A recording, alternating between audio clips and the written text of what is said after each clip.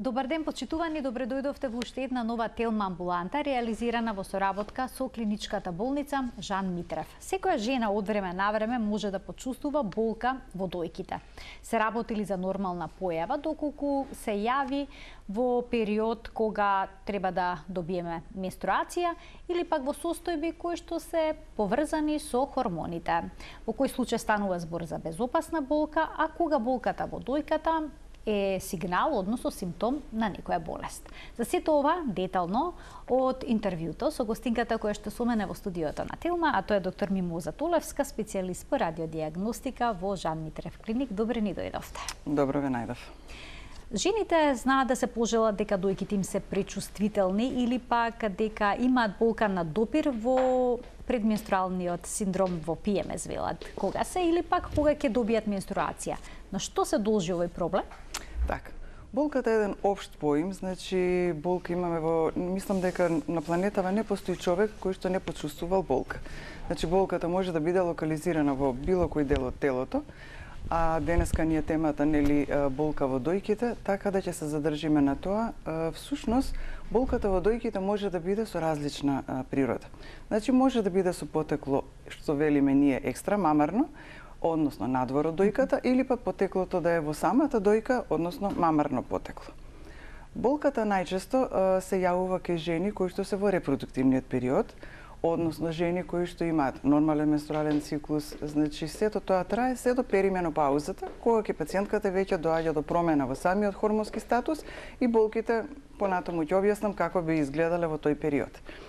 Значи, кога зборуваме за пациентките кои што се во репродуктивниот период, всушност постои еден хормон кој што се вика пролактин и предизвикува цикличка промена во жлезденото ткиво на дојките, бидејќи при самото негово лачење предизвикува поголема осетливост на тие рецептори естрогенски и прогестеронски рецептори во самите дојки и секој месец во точно одреден период се појавува таа болка, која што спонтано се појавува и спонтано исчезнува. Таа е така наречена циклична болка. Освен цикличните болки, постојат и нециклични болки, можеме да ги објасниме покасно, но во случајов со вашето прашање, значи зборуваме за циклична болка која што се појавува секој месец и пациентките се многу често вознемирени, точно, се јавуваат на лекар, но кога ќе слушнеме дека се работи за повторување во секој месец, дека на ист начин спонтано се појавува по добивање на циклусот истиот ден или наредните ден-два, исчезнува спонтано без никакви траги после тоа, знаеме дека се работи за состојба која што всушност доаѓа во прилог заради хормонскиот статус кај пациентката, односно добивање на менструалното крварење. Секако не исклучуваме и преглед, нели, кај самата пациентка, за да бидеме, нели, сигурни дека не се работи за некоја патолошка состојба во дојките, но во случај кога би биле дојките без била каква патологија, во тој случај, значи, зборуваме за таа циклична болка која што поминува и спонтано исчезнува. А што е со жените кои што ќе влезат во менопауза? Кај нив нема болка во дојките?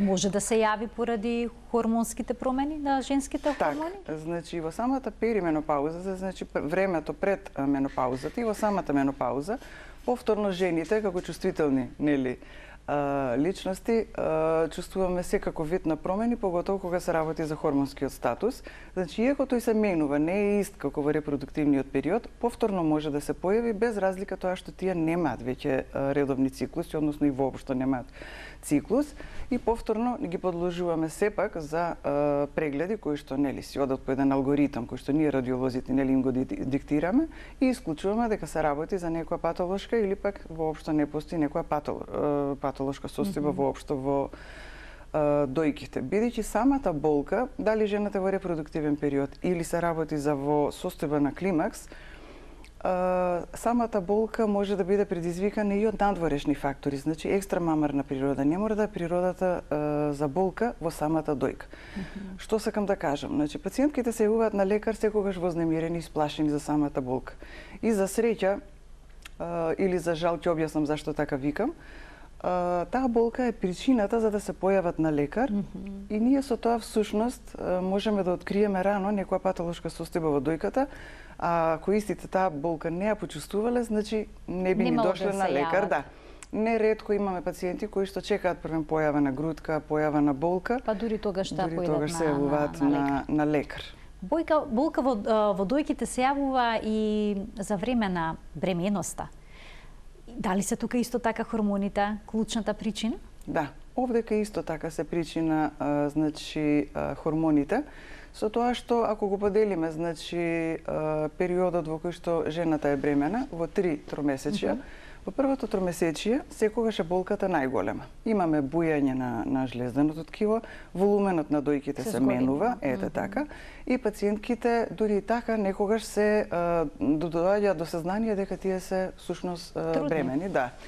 Меѓутоа нека не се ослонуваат секако на тој симптом, него треба да си се појават кај гинекологот и таа болка највеќе значи во првиот триместар, затоа што настанува еден хормонски дисбаланс, односно баланс, бидејќи телото се припрема за детето кое што го носи таа жена, до 9-тиот месец, кога треба да веќе се породи и повторно се враќаме на она стара состојба како во претходното репродуктивниот период пред состојбата на бременост.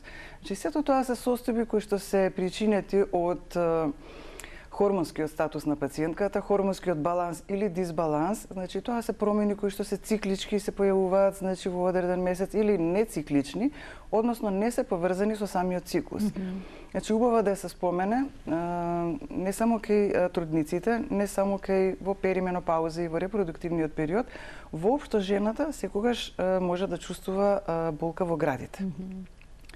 Таа болка не мора да значи дека секогаш е причината во самите гради. Споменавте дека надворешни фактори може да ја предизвикат. Кои се тие? Так. Најчесто се работи за промени кои што се наоѓаат надвор од дојката, а сензациите кои што ги чувствува пациентот се всушност во самите дојки. Би сакала да им објаснам подобро на нашите гледачи дека, пример, десна дојка кога боли, еднострана болка, може да биде причината и во состојба кога пациентот има камен во жолчка. Каменот во жолчка не само што боли под десен ребрен лак, знае да предизвика и ширење на болката, ние велиме пропагација на болката кон десно, преку интеркосталните нерви, на градниот кош и предизвикува болка на долниот дел од десната дојка. Тоа е да речеме на долна половина на десна дојка. Ако зборуваме уште за десната дојка болките и еднострана болка, може да е причината и во рамото. Дегенеративни промени, стара траума, преголемо оптеретување на десната рака на тој пациент или пак во самиот рбет. Цервикоторакалниот рбет, вратот и торакалниот дел од рбетот се најчеста причина за болки, иако се позади, пациентите најмалку помислуваат дека може да причини рбетот болки во градите. Сепак, таа болка повторно се шири на истиот начин, почнувајќи од задната страна, заради дегенеративни спондилоартрозни промени или полидископати, што се многу чести, или пак хифози, искривување на рбетот, сколиози, и болката потоа се префрлува преку интеркосталните мускули до левата или десната дојка. Друг вид на болки за таков тип, кога причината е екстрамамарна, надвор од дојката, може да биде и преголема напрегнатост при вежбање. Или ако пациентот, односно жената, се занимава со некоја физичка работа каде што горниот дел, градниот кош, е повеќе оптеретен. Во тој случај настанува хипертрофија на мускулатурата на градниот кош, кој што ни секако не ја чувствува, тоа се случува внатре, позади самите дојки. И бидејќи се наоѓа на торакалниот цит кој што е богат со крвни садови, со нерви, со вени и така, доаѓа до една изразита остра болка и пациентот доаѓа вознемирен и сака прием уште истиот ден, истиот момент, може и ноќе да ги разбуди, затоа што е остра болка и доаѓа да проверат што се случува со самите гради. Општо кажано, за болката би можела да кажам за среќа сега, претходно беше некогаш во разговорот за жал, сега за среќа е најчесто од бенигна природа. Негде 90-95% е причината бенигна. Кога жените вежбаат интензивно, треба ли да внимаваат каков градник користат? Да речеме во фитнес сала, или кога тренираат некој спорт, дали градникот може да ги спречи болките во дојката? Или пак да ги создаде, доколку е несоодветен? Так. Убаво прашање за пациентките и тие често не се свесни за тоа. Некогаш се посветува внимание на естетиката, меѓутоа не е секогаш се во естетиката. Жените кои што се посветени, да речеме, повеќе на вежбање, па дури и оние кои што не вежбаат, треба многу големо внимание да посветат на градникот. Оние кои што вежбаат, треба да ги исфрлат, значи градниците кои што се со жица или некои други додатоци, кои што прават компресија, притисок на самата дојка. Жените кои што вежбаат треба да користат градници исклучиво кои што се памучни, исклучиво кои што се меки, и овозможуваат една цврстина при самото вежбање за да нема опасност за повреда на мекото ткиво, бидејќи самата дојка е еден од најнежните и најмеките органи во нашето тело. Секако дека е важно да се посвети внимание. А се препорачува ли секојдневно носење градник? Па знаете како, препораката е може, не мора, можете доколку е соодветна за обемот, изгледот на вашите гради. Значи, не треба да биде нешто кое што ги вознемирува вашите гради, ги притиска, значи дали е помало, дали има додатоци некакви кои што прават компресија на градите, значи жената треба да се чувствува пријатно, пријатно и удобно. А може ли некои болести како што се болестите на белите дробови или па кардиоваскуларниот систем рефлексно да покажат болки во дојките? Да, секако, и тоа е во тие така наречени претходно што ги споменав, екстрамамарни фактори, освен мамарните фактори. Екстрамамарен фактор е и болка некогаш предизвикана од процес некако во белите дробови, или пак да речеме болка која што се шири од меѓуградите или левата дојка, се шири кон рамото, кон левата рака. Пациентките прво помислуваат на градите, бидејќи така некако посветуваат повеќе внимание на тој дел, дека потекнува од таму, и се појавуваат првен кај нас, да речеме, често на лекар. Кога ќе го исклучиме факторот дојка, со нашите методи, зависно од возраста на жената и од индикациите која метода би ја употребиле, тогаш ги упатуваме на кардиоваскуларен преглед, затоа што неретко таа така наречена состојба ангина пекторис, значи болка во градите или некој друг проблем со срцето, треба да го констатира сепак соодветниот специјалист кардиолог. Понекога жените имаат грудки во дојките, кои што се како ги нарекуваат? Фиброцистична болест на дојките, да. Обично цисти ги нарекуваат жените. Да. Дали тие може да болат? Така, значи ова сега веќе почнуваме да зборуваме за мамарните фактори за болка во дојките. Значи болката е предизвикана од промени во самите гради. Повторно ќе кажам, статистиката ни кажува дека болката во градите кога е предизвикана со фактор во самите дојки е повторно негде над 90% од бенигна природа. На прво место се цистичните промени, кои што предизвикуваат јака изненадна болка. Пациентките може да напипаат тумефакт, значи туморозна промена под прстите ја чувствуваат доколку се наоѓа површински. Некогаш не може да ја напипаат ако се работи за големи дојки или се наоѓа подлабоко цистата, или пак ако е помала. Значи циста која може да се напипа и е поповршински, најмалку би требало да биде 10 мм, за да може пациентката да ја напипа. И што би напипала? Би напипала мазна структура која е подвижна под прстите, болна е некогаш на притисок, тогаш може би е и воспалена, и тоа е причина секако да се јави на лекар. Но морам да споменам за пациентките дека има неколку типа на цисти, комплетно чисти бенигни цисти, се оние кои ние ги нарекуваме симплекс, прости цисти. Но постојат цисти кои што се комплексни, значи во својот состав имаат еден дел кој што ние го викаме солиден, и тој не секогаш можеме да кажеме при првиот преглед на пациентката на ехо и да ја кажеме дека тоа е бенигна промена и дека нема никаков проблем да биде. Комплексните цисти се баш онака како и самиот назив нивен кажува, комплексни. Таа солидна компонента во нив е потребно со додатни дијагностички методи да се подвргне, за да бидеме ние сигурни дека таа циста можеби нема некој дел кој што не е комплетно бениген. Тие се најчести, значи цистичките, дури статистички мора да подкрепиме нели тоа што зборуваме, дека секоја 14-та жена се смета дека има барем една циста во градите.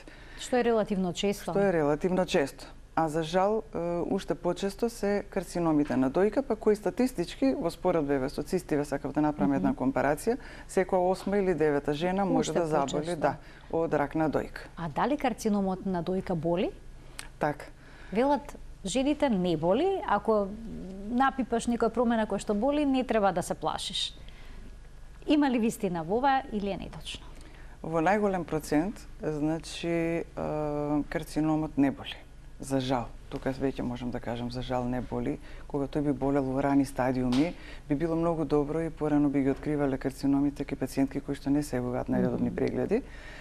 Кога пациентката поседува карцином на дојка и чувствува болка, тоа е толку многу мал процент. Остатокот на пациентки ќе почувствуваат болка кога веќе тоа е многу зголемен, да, зголемен, дури може и да е метастазиран, палпабилен, многу е исто на палпација голем и знае да биде безболен до поголема димензија, а пациентката да не е свесна дека истиот нели го поседува.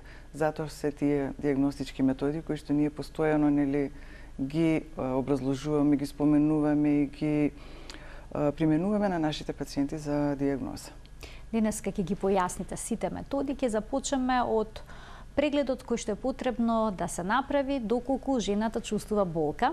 Појаснивте дека треба да се направи разговор најнапред со неа, да појасни дали се тие болки циклични или не. Во кој момент одлучувате дали ќе направите ехо или не? Така. Жените кои што се, односно девојки да речеме, во помлада возраст, метод на избор е секако ехотомографскиот налаз, значи ехото на дојки. Кај нив со нешто што започнуваме, тоа представува ехото. Значи кај нив се дојките густи, се млади девојки кај кои што можеме многу лесно да дојдеме до забележување на промена, дали се работи за цистична или некоја друга промена, која што не би ја забележале можеби заради нивната густина на друг преглед и затоа започнуваме со ехо преглед. Значи кај помладите девојки некаде до 40 годишна возраст препорачуваме прво ехотомографски преглед. Пациентките кај кои што веќе настапила 40-та година, алгоритмот значи налага да започнеме со мамографија, бидејќи мамографијата е всушност златниот стандард кој што ни овозможува да откриеме состојбите во дојката, кои што неретко на ехо не можеме да ги забележиме, оние промени кои што пак на мамографијата би ги забележале. Значи алгоритмот кај младите првен ехо, а кај возрастни првен мамографија, па продолжуваме со ехо како надополна, за да негде дојдеме до диагностика со над 90% во точност од она што ќе видиме од двете компаративни методи. Дали секогаш на ехо можете да го видите она што пациентката ќе го напипа? Ако пациентката напипува нешто, може да се работи најчесто за цистична промена, ако е мазна и така натаму. Многу често можеме да детектираме во голем процент дека се работи за таква и таква промена. Меѓутоа, има состојби, иако ретки, но има состојби во кои што ехото не ни дава комплетна диагностика. Ехото само за себе негде околу 60-70% има точност. И во тој случај, ако е пациентката млада, не ја подвргнуваме значи на мамографијата, бидејќи таа се одржи одредена количина на зрачење, него тогаш предложуваме да се направи магнетна резонанса.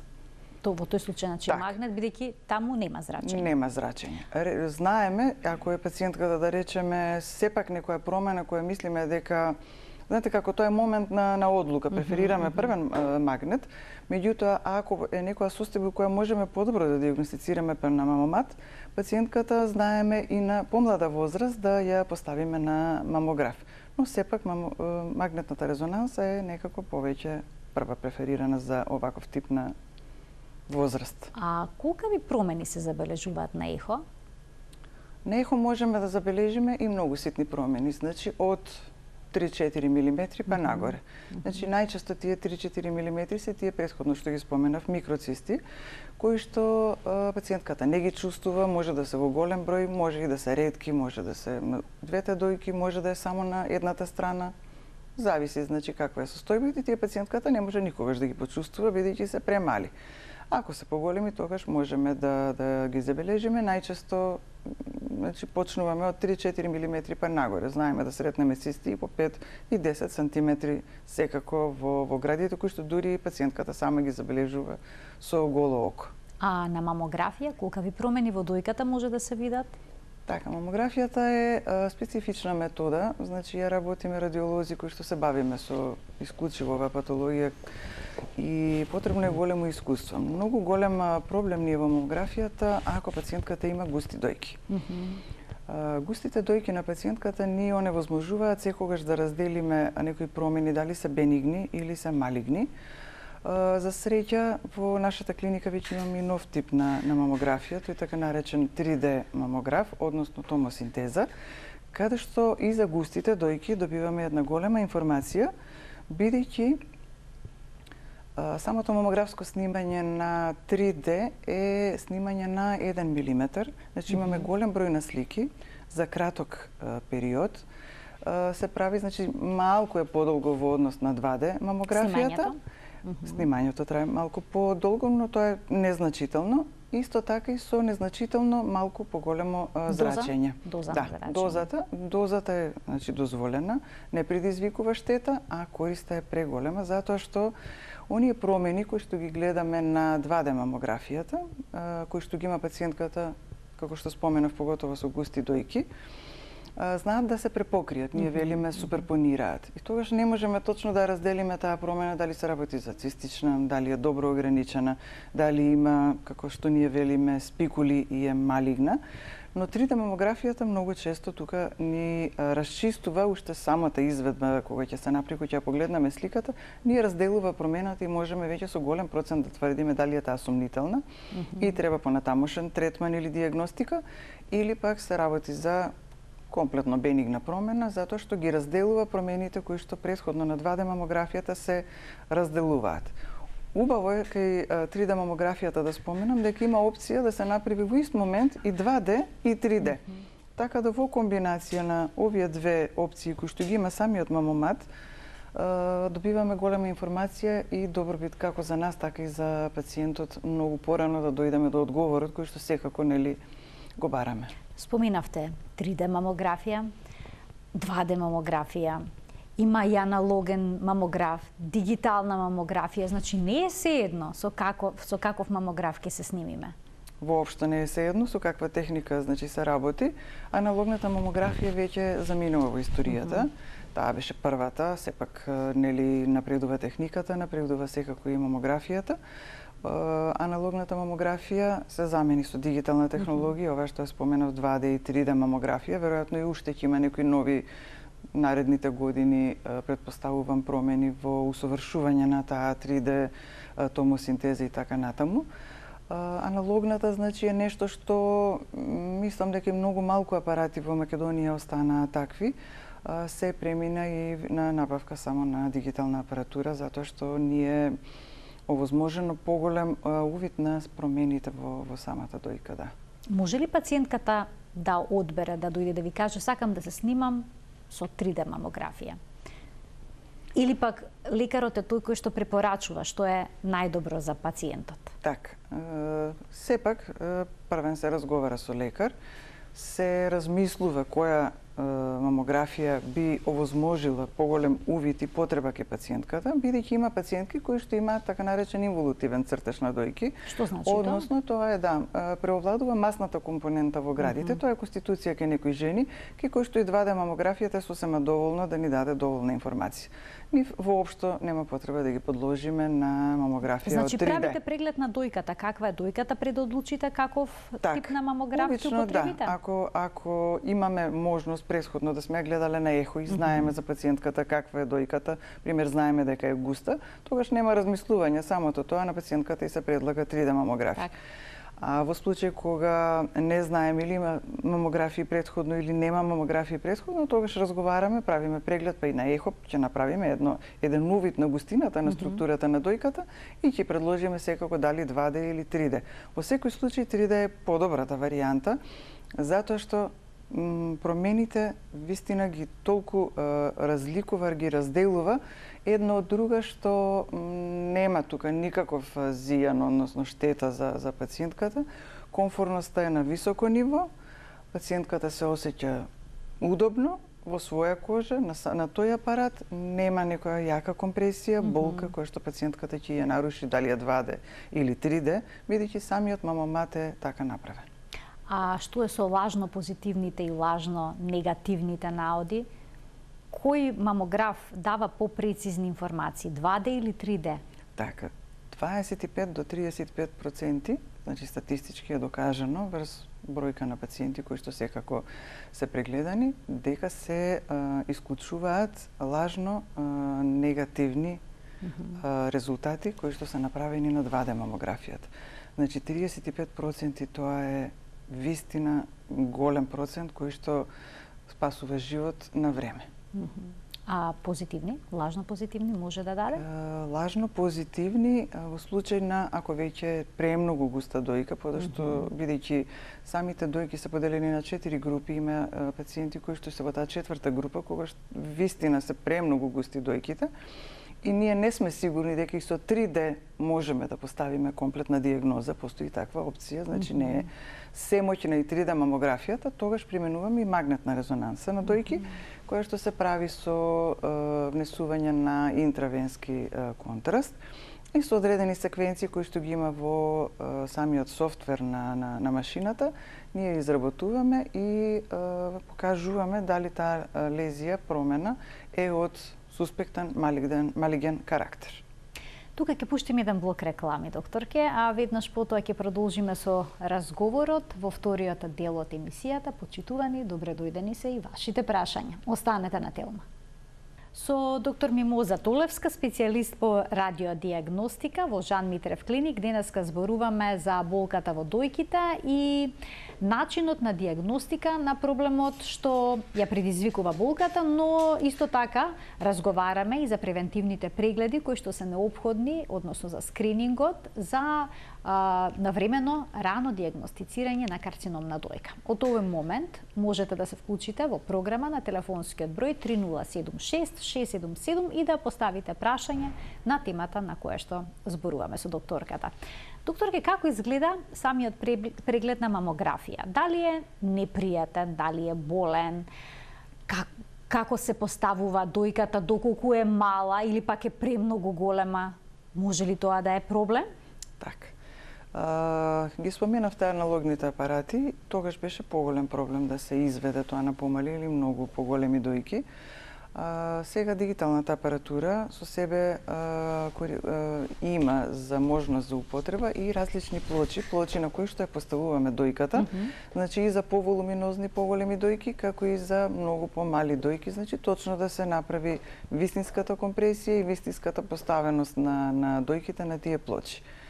Значи, воопшто не е никаков проблем големината на дојките, дури сликаме и оперирани дојки, каде што има и мастектомија. Од страната, значи, од страната, каде што има мастектомијата, инсистираме колку е можно да се офати тој дел од ткивото, бидејќи мамографијата ќе ни даде голем одговор ако нешто се случува во смисол на рецидив, односно повторна промена на карциномот на таа страна, освен ехопрегледот, тука мамографијата воопшто мислам не ја исклучуваме ако е дојката оперирана. И постојат значи и плочи кои што се поголеми кај поволуминозни дојки и комплетно ја офаќаме целата дојка без никаков проблем. Двајца гледачи очекуваат вклучување, да им дадеме предност. Добар ден. Добар ден за првиот гледач. Добар ден, поздрав до водителката и до докторката. Благодарам. Едно прашање до докторката. На ехо ми е најдено масно ткиво на едната дојка. Сега то дали треба да се отстрани или шо понатаму? Како да се следи овој проблем? Да. Докторката, фала ви многу пријатно. Ви благодарам за вклучувањето, да го слушнеме и прашањето на следниот гледач. Добар ден. Добар ден. Повелете.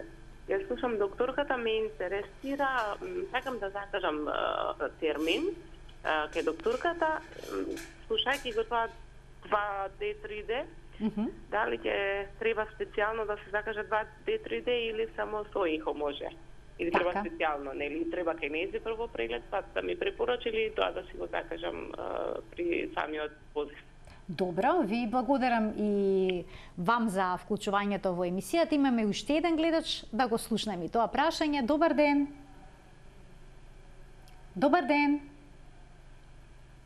Гледачот не може да се вклучи, повелете, одговорете на прашањата, подоцна ќе му дадем уште една шанса. Така, во однос на првата пациентка која рече дека е диагностицирано масно ткиво, значи липом, не знам на кој начин е диагностицирано, најверојатно со ехо преглед. Не знам возраста на пациентката, не успеавме да ја прашаме која е.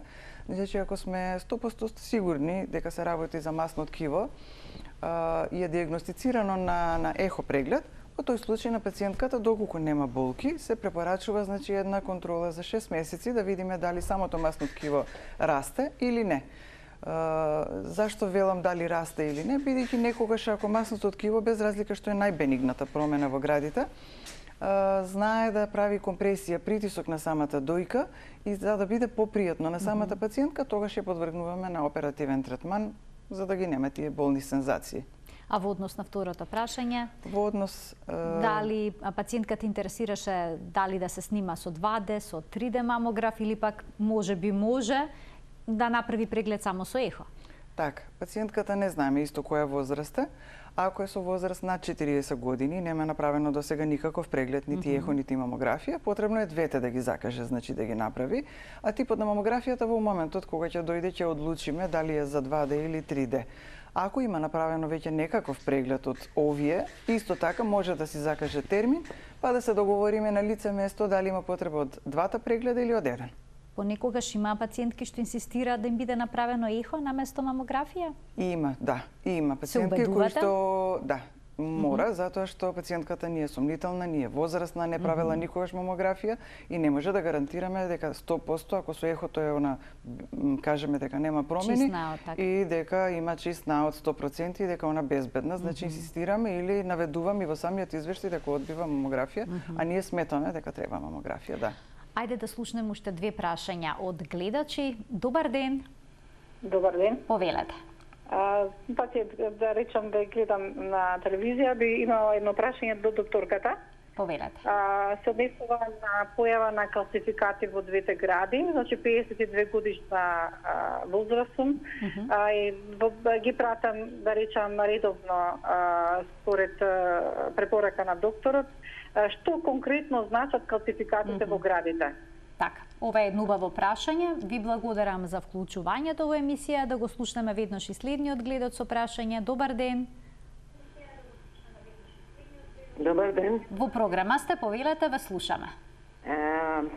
Дали... Ве слушаме, кој е вашето прашање? Намалете го тонот на телевизорот, мислам дека тоа е проблемот. Следете не преку слушалката. Да. Кој е вашето прашање? Прашањето ми е до докторката. Јас моето прашање е неколку пати јас имам направено и мамографија и ехо на дојка. Така. Јас ќе ве молам да зборувате во континуитет, во слушалка не го слушајте телевизорот. Има доцнење на... Не го слушам телевизорот, така, бидејќи има паузи во ред. Да. Добро. Нешто ми работи мене во дојкава, јас тоа го осеќам во едната, во левата, и на мамографија, и на ехо немам ништо. А јас сум од Прилеп не можеме да добиеме ние никак упут Скопје и ја не знам што се случува со мојата дојка. А што чувствувате? Што чувствувате? Нешто работи во дојкава. Значи чувствувате дека нешто не е во ред. Дека нешто работи. Добро. И вака кога се паѓам на допир, јас не ме боли, ама него го осеќам дека работи. Добро. Мамограф, ехо и тоа се е чисто, но вие имате чувство дека нешто се случува во вашата дојка. Нешто се случува во дојкава. Добро, ви благодарам за вклучувањето во денешната телма амбуланта. Повелете, докторке, најнапред со првата гледачка, што се тоа калцификати? Така, пациентката постави убаво прашање, многу убаво, затоа што претходно споменав за мамографот, колку е тој важен за прегледи кај пациентките кои што се над 40 години, бидејќи тие калцификати всушност се микрокалцификати најчесто, може да бидат и покрупни калцификати. Тие што се покрупни калцификати нас не смируваат затоа што се бениген тип на калцификати. А овие што се микрокалцификати се оние кои што не можеме да ги видиме на ехо, затоа и толку многу инсистираме да се прави таа мамографија, бидејќи неретко во ехото не можеме да најдеме некаква промена, а на мамографскиот преглед можеме да наидеме на тие калцификати кои што ние знаеме како да ги препознаеме и потоа со соодветни постапки уточнуваме дали се работи за сомнителни. Ако се работи за сомнителни, се продолжува процесот на додиагностицирање и евентуално ако се воспостави дека се работи за малигна промена, ги подложуваме на оперативен зафат таквите пациентки. Значи, пациентката нека продолжи да прави редовни мамографии, Веројатно се работи дека има некој наото на некакви калцификати во градите, значи убаво е тие да се пратат. И алгоритмот на препораки на мамографиите најчесто за најверојатно сега претпоставувам че тоа е до случај, меѓутоа најголем процент препорачуваме да се прават редовно на секои 2 години. На 2 години, дури кога ќе се најдат вакви калцификати на 2 години? Ако се сомнителни, тогаш правиме и пократок преглед. Некогаш дури на 6 месеци правиме повторно преглед на мамографија. Значи сето тоа е одлука на радиологот. Така, значи тоа од самата проценката на радиологот може да одлучи дали ќе биде за 6 месеци, дали за 12, а редовна контрола доколку се кај пациентката бенигни калцификати си останува да си ја направи на 2 години, да. Втората гледачка која што имаше чувство дека нешто и се случува во градата. Така, на почетокот на емисијата зборев дека најчесто болката може да биде и од природа која што не е во самата дојка, можеби затоа и претходно и ехо прегледите и мамографиите и биле негативни. Ако пациентката е вознемирена, ја почувствувавме нели дека е вознемирена, ако поминало доволно време од последниот преглед, значи 1 година од ехото или 2 години од мамографијата, нека повтори еве еден преглед повторно да не се случило нешто меѓувремено, да видиме дека таа сензација не е од дојките, тогаш веќе ќе се упати на правото место да се види која е причината што вели она ми работи нешто во дојката. Ајде да слушнеме уште еден гледач. Добар ден. Добар ден. Повелете. Едно прашање ве молам, поздрав прво до докторката и до вас. Благодарам. Јас пред 15 години одев неколку пати на контрола во Битола, се најдува некои си цисти. И немам појдено фазла од 10 години на контрола, а осеќам сега како од време на време како да боцка некоја игла, секундарно боцни, пак снемај. Дали треба да се прави мамограф или ехо само може? А на која возраст сте сега? На 64. 64 години. Ви благодарам за вклучувањето во емисија и уште еден гледач ще да слушнеме во продолжение. Добар ден. Добар ден. Повелете. Поздрав до вас. А јас имам едно прашање. Се слушаме? Да, ве слушаме, повелете. Да. Вака, јас сум мајка, оперирала сум на пред 18-19 години на села Десна града. А имам ќерка 40 години и она прави редовни контроли. И се да прашам дали е доволно она прави да идеш мамографија, прави и ехо исто. И се да ја се плашам нормално на ќерката дали е доволно таа контрола. Дали доволно? Така. До сега, например, секогаш ми е во ред, 19 години, и сега ми пишува Бирар 2. Тоа е значи како 10 ми кажа докторов, наместо 10 9 Бирар 2. Има калцификати, тоа ли се мислам не е ништо страшно до сега. Добро. Само тоа сакам да башам за ќерката дали е ред добро што ги прави овие контроли. Ехо и мамографија прави еднаш годишно. Така, ви благодарам за вклучувањето. Повелете. Так, значи за претходната пациентка која што се јави со прашање дека дали треба да прави ехо и мамографија, она беше возрастна над 60 години, така? Значи нема збор со толкава пауза како што имала досега, не направено преглед на дојки. Комплетен преглед ќе закажем, значи и мамографија и ехо преглед. Значи тоа е дефинитивно. Цистите може да даде таква болка пробудувачка како сигличка? Најчесто цистите може да бидат причина, меѓутоа не сакам да зборам пред време затоа што не знаеме што се случило за сите тие години кои пациентката не е одела на лекар, така да прво што ќе направи да си закаже двата прегледа комплетно да ги направи. А втората пациентка, која што се грижи секако за својата ќерка, многу добро постапуваат со тоа што ги прават редовно прегледите, со тоа што ќерката или пациентката не е информирана или можеби мајката наметнува или девојчето од страв прави секоја година мамографија. Ако некоја причина не постои, мамографијата ќе ја одложиме на 2 години, ехото останува еднаш годишно доколку зборуваме за бирац 1 или 2 како што кажува пациентката. А доколку некој има направена операција со отстранување на дојка, колку често пак тука треба да се прават прегледи? Гледачката колку често треба да прави преглед? Пациентите кои што се оперирани, првите 5 години мамографијата ја правиме на секоја година. Потоа, после 5-та година, секако во консултација со онкологот кој што ја води, знае за состојбата исто нејзина, ја прати нејзината терапија, одлучуваме дали тоа ќе се продолжи до 10-та година или ќе останеме на 5 години, секоја година мамографија. А ехото, првите 5 години, секако оди на 6 месеци. Уште еден гледач имаме да му дадеме предност. Се надевам дека ќе имаме простор да го опфатиме концептот предвиден за денеска. Добар ден. Добар ден. Повелете. Јас малку подоцна се вклучив, не знам дали разговаравте за темата, меѓутоа јас сум доилка и сакам да прашам кога прв пат треба да направам преглед. Така, ви благодараме, ова е добро прашање. Јас исто тука ќе имам и некое подпрашање. Докторке, само да видиме дали му уште еден гледач. Добар ден. Не, се исклучил во ред.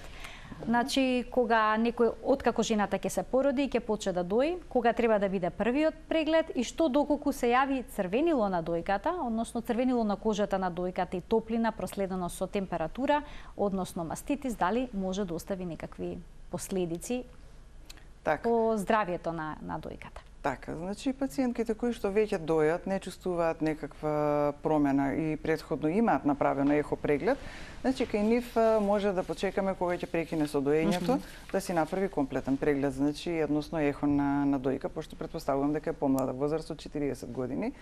Така, има пациентки кои што пред самата бременост сакаат да си проверат и си доаѓаат и тогаш си го прават ехо преглед да си бидат безбедни, потоа влегуваат во бременост и не прават преглед ако било и претходно. Чисто си доаѓаат исто така после завршување на доењето.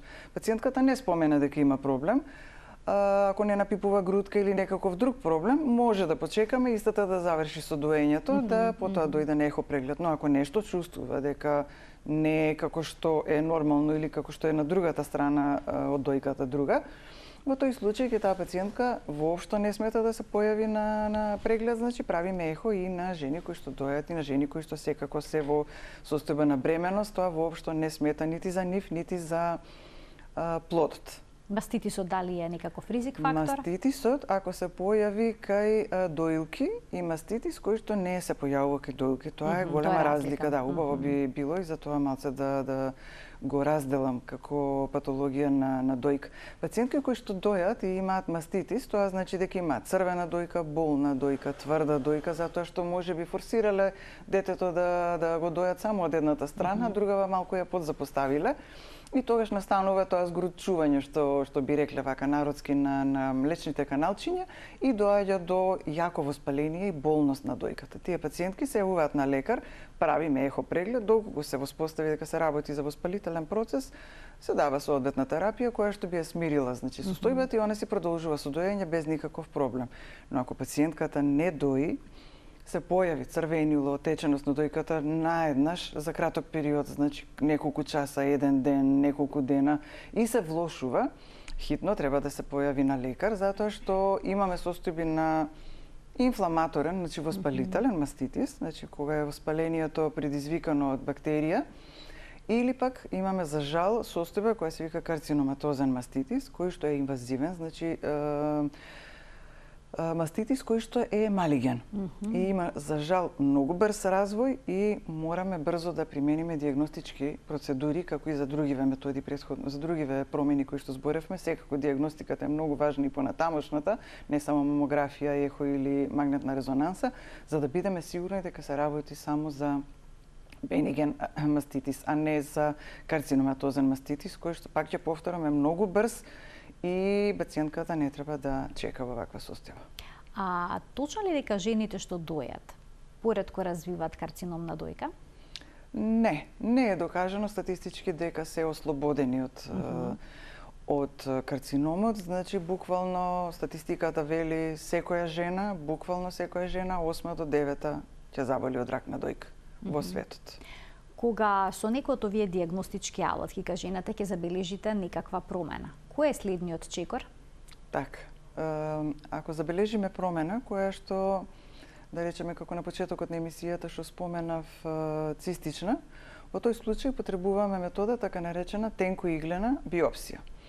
Ако забележиме промена, како што споменав после тоа, тие комплексни цисти кои не се така, кои не можеме да ги омаловажиме, значи имаат тврд дел во нивниот состав, тогаш применуваме така наречена кор биопсија. Значи во нашата клиника се прават биопсиите, значи каде што зависно од промената што ја гледаме, дали е цистична или се работи за промена која што е тврда или со сомневање за малигнитет, применуваме кор биопсија. Која е разликата? Кор-биопсијата е посигурна метода во споредба со тенкоиглината? Овака, да. биопсија? Доколку се работи за промена како циста, која што е полна со бистра или малку заматена течност, тогаш кор-биопсијата тука нема корист, правим исклучиво тенкоиглена биопсија, односно тенкоиглена аспирациона биопсија. Се боцка самата циста, се испразнува и Целосно?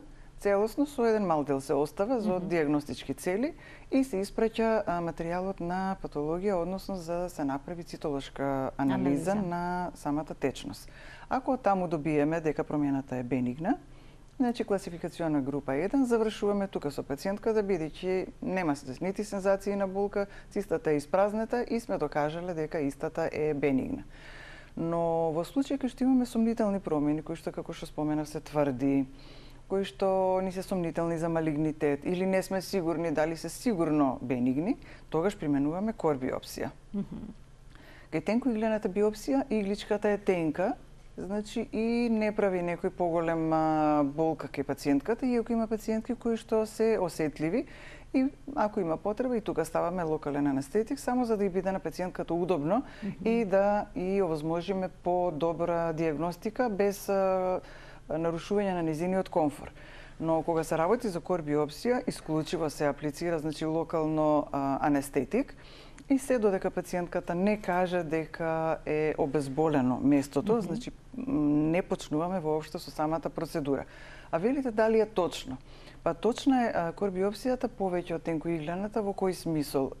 Тенкоиглена, ако примениме на тврда промена, може да има процент голем на грешење, затоа што може и да не извлечеме клетка од таа тврдина. А кор-биопсијата ни овозможува да влеземе во самата промена, да земеме примерок, кој што е доволно дебел, милиметар, за да може патологот потоа да го обработи и да го стави под микроскоп и со соодветните боења да направи хистолошка анализа на промената. Значи добиваме највисок процент на точност со хистолошка анализа на самата промена. Ако ни покаже малигнитет, веднаш значи пристапуваме кон соодветни понатамошни исто диагностички процедури, корелација со хирург и ако има потреба понатаму соодветна хируршка ресекција, квадректомија, туморектомија или комплетна радикална мастектомија на дојката. И моето последно прашање за денеска, жените кои што се кандидати за мамографија по 40-та година, доколку од одредени причини не сакаат да направат и ве се плашат од зрачење, ако споменавте дека тоа е во нормални прифатливи дози, може ли кај нив да се примени во како дел од скринингот магнетна резонанса? Магнетната резонанса не е метод на избор. Не е метод на избор. Тоа ни е дополнително нешто со кое надополнуваме евентуално кај млада особа, да, за да додиференцираме нешто ако на ехото ни е сомнително. Меѓутоа, ако им магнетната резонанса не ни го даде доволниот одговор, сепак би примениле повторна мамографија, но првиот момент, ако е помлада, значи и нема потреба да се форсира, да се брза на мамографија, а она е 25 години или така, одиме на магнетна резонанса, да. Јас ви благодарам за вашето денешно гостување и убаво појаснување на повеќето аспекти кои што се поврзани со болката во дојката и начинот на диагностика. Ви благодарам на поканата. Почитувани, ова беше се во денешната Телма амбуланта, реализирана во соработка со клиничката болница Жан Митрев. Ви благодарам за вниманието со кое што не следевте. Гледајте не секој работен ден во 12:45, секако на Телма. Имајте пријатен ден.